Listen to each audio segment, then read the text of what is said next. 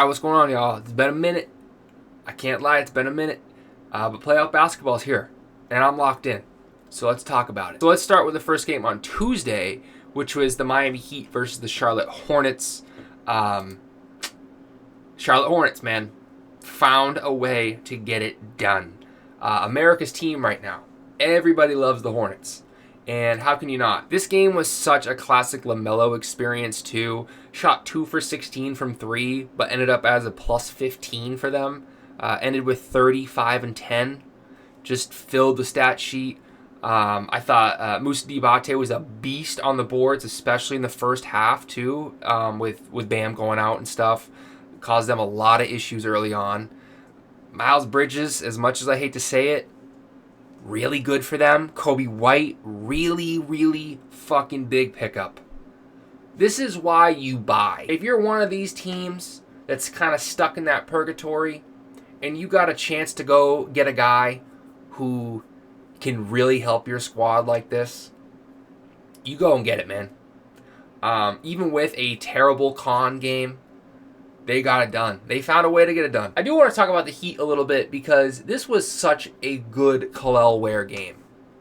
With Bam going out, you needed somebody to step up, and you had a lot of others step up.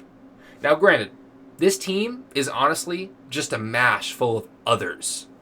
Davion Mitchell, Andrew Wiggins, Kel'el Ware, Fontecchio, Pele Larson. There's just a lot of other random people mashed together. Not to mention that Norman Powell only played 19 minutes in this game. Or one All-Star played 19 minutes. A little weird. Plus 11 in those 19 minutes, too. 5 for 9. I'm just really not the biggest Tyler Hero guy at the end of the day. I'm not really for all that empty stats-related talk or whatnot, but sometimes when I watch Tyler Hero, I kind of buy into it a little bit more.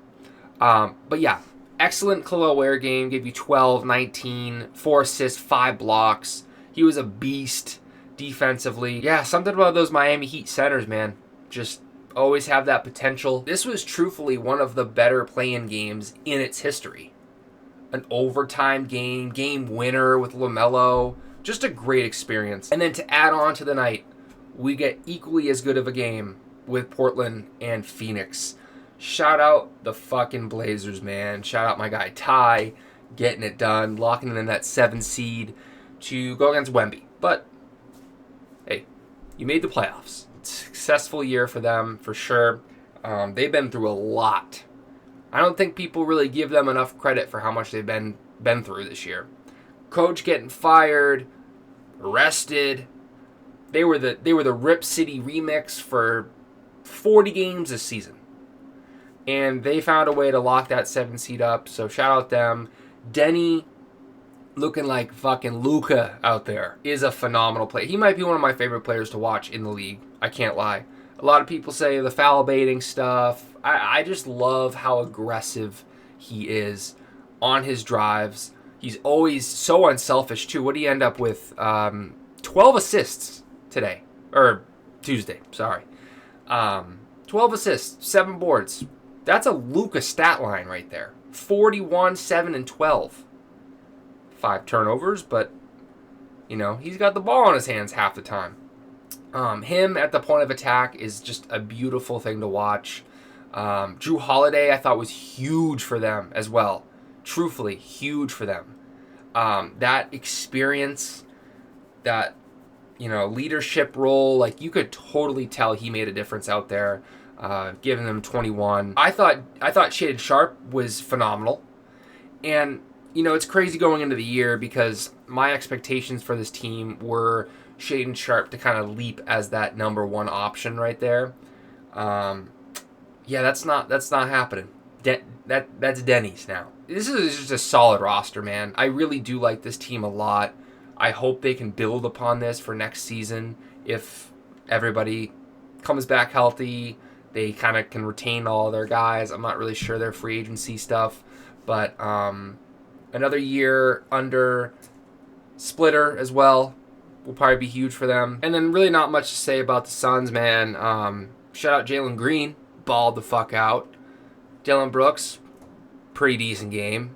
D-Book, not the greatest, but, we'll see if they can get it done today against the Warriors. Okay, moving on to Wednesday's play-in games. We saw the Orlando Magic, yuck, boo, against the 76ers. I can't stand this Magic team, man.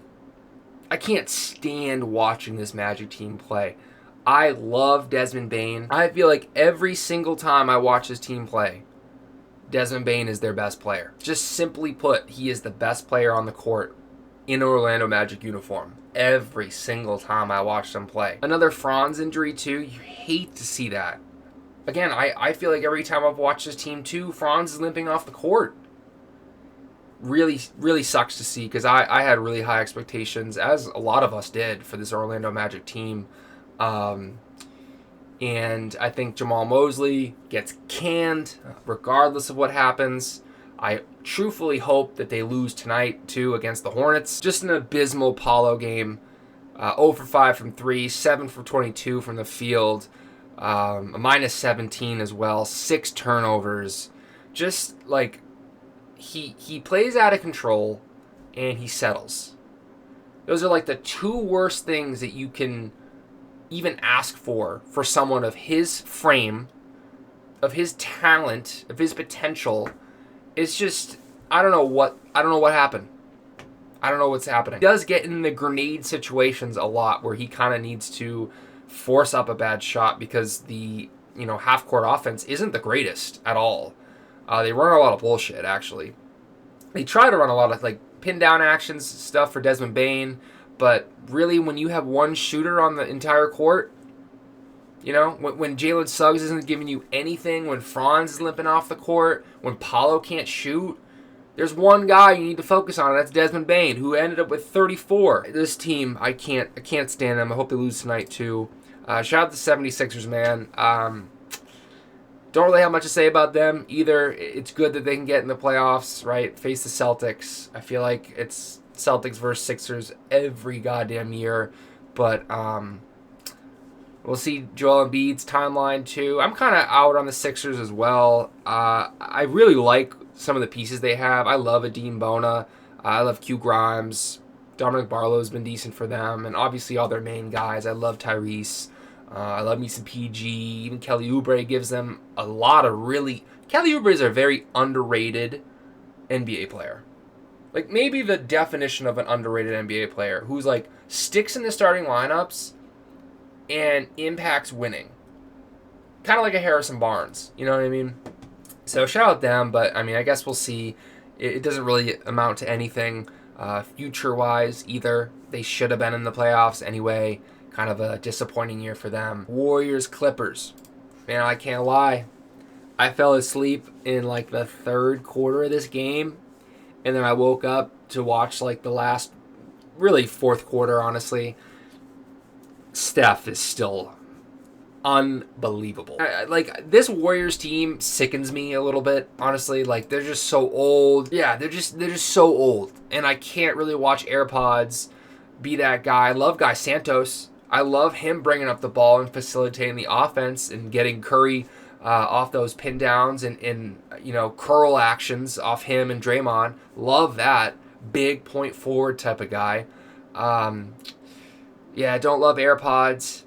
Shout out Al Horford. Al Horford. Love to see that. Always got love for Al Horford. Kristaps too. I thought the biggest factor of this game, though, was Draymond's defense on Kawhi. He held Kawhi to, what did Kawhi, 21, right? Yeah, Kawhi ended 21, 8 for 17, 1 for 6 from 3. Still a decent game. He played well, but it was really his full court pressure that, definitely made an impact on this game. Especially when they were down. When I fell asleep, they were down. And they just had a huge fourth quarter. That's kind of the name of the game with this Warriors team. If they get hot, they get hot. They're damn good, I can't lie. Gary Payton was pretty good this game too. I thought a lot of the others stepped up. And I'm talking shit about AirPods, but he had a pretty damn good game for his standards. So, but yeah, Steph just went nuclear, as he always does. It's big-time shots. But I don't see this really amounting to anything. And the Clippers, man. Clippers fucking up the NBA, giving OKC a lottery pick. So, yeah, and then tonight we got Orlando versus the Hornets. Hornets all the way. I want to see this Hornets team in the playoffs. This is the most toxic, bloodbath sort of series that you could ever imagine. And I need that for the experience of this Charlotte Hornets team going into the future. Because I think, finally, they're building something. They're getting out of purgatory. They're building something, which is fucking awesome for them. They deserve it. And they deserve to be in the playoffs. I really hope they can gut out a win tonight against the Orlando Magic team that is just defeated. Charles Lee being your coach in a one-game elimination sort of situation is phenomenal. I think he's a great adjustments guy, championship experience guy, X's and O's. Really like him as a head coach. I think Jamal Mosley isn't the greatest, so it could come down to coaching at the end of the day, like a lot of these one-game elimination and then the playoffs do. So, and then we're moving on to Warriors Suns, which, I have really no opinion about. I really do like the story of the Suns this season. I want to see Steph. I want to see the best players in the playoffs. I can't lie. But is it going to amount to anything? Probably not. Tomorrow, Saturday, we get some fucking NBA playoff basketball. I'm going to come back with a video going through probably my first round picks and talking a little bit more about that. So we'll get into that pretty soon here as well. So if y'all enjoyed, let me know. And I'll catch you in the next one. Peace.